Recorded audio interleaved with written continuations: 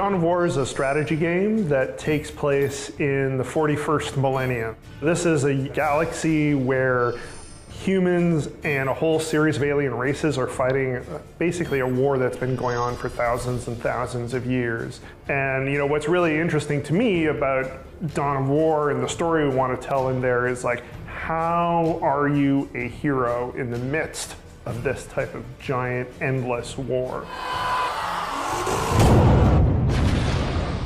The Eldar are this really interesting faction. They're a species that's been around since the dawn of time. Essentially, they used to run the galaxy. That led them to decadence and essentially led their empire to fall. The Eldar that survive to the present are the ones who stepped away from that corrupt society and are following a sort of warrior path. They have this whole tragic edge, and then they have this whole highly arrogant edge.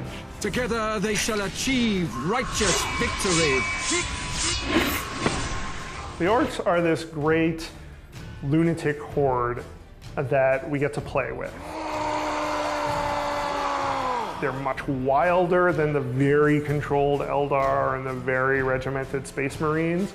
They absolutely are funny when you're outside the settings. But in the setting, if you're standing in front of an orc, they are terrifying. They're these homicidal monsters who are going to rip your head off and laugh at your corpse. Yeah!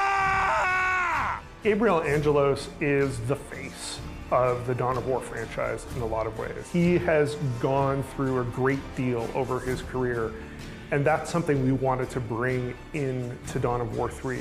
We like to say that there are no good guys in Dawn of War, and that's true. Certainly you empathize with Gabriel and with the other heroes, but he's definitely done things that make you hesitate. I mean, he condemned his home world to extermination because he found heresy there. And that's something that weighs on him, but it's also a decision he owns.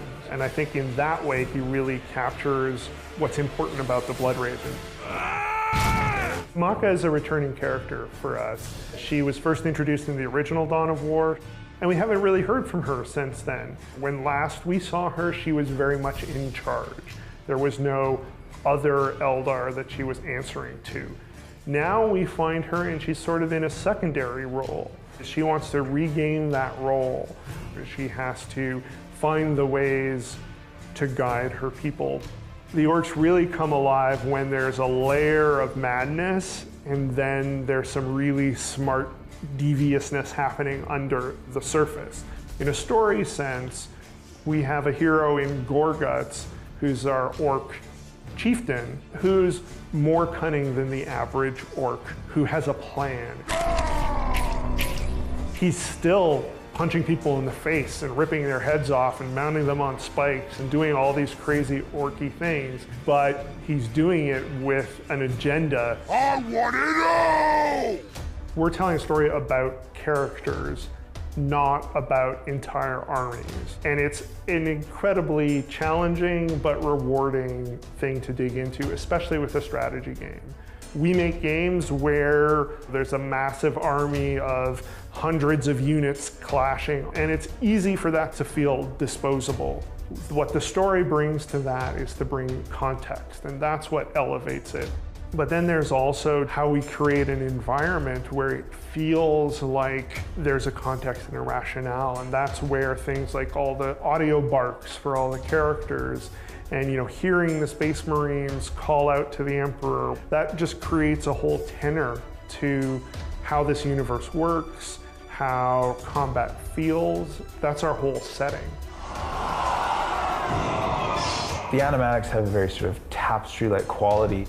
The atmosphere was a huge, huge thing for me. I love the idea of conveying that sense of mist and fog, and I like to imagine that in the 41st millennium, with the kind of weapons that we're talking about that are so fantastic and so powerful, you're going to be dealing with almost this constant haze and this constant sense of never really being able to see everything in focus at any one time, because there's just so many layers of dust and atmosphere that are blocking things off. The animatics capture that so marvelously. Those cinematics really allowed us to emphasize those things as important and create some key emotional images that then resonate through the rest of the game. There's tons of amazing things that happen in the cinematics. Killicans get destroyed, and meteors fall from the sky, and Thunderhawks disgorge Space Marines onto a bunch of orcs. There's just so many layers of dust and atmosphere that are blocking things off. The animatics capture that so marvelously. We are so excited for fans to play through the campaign and experience these cinematics themselves.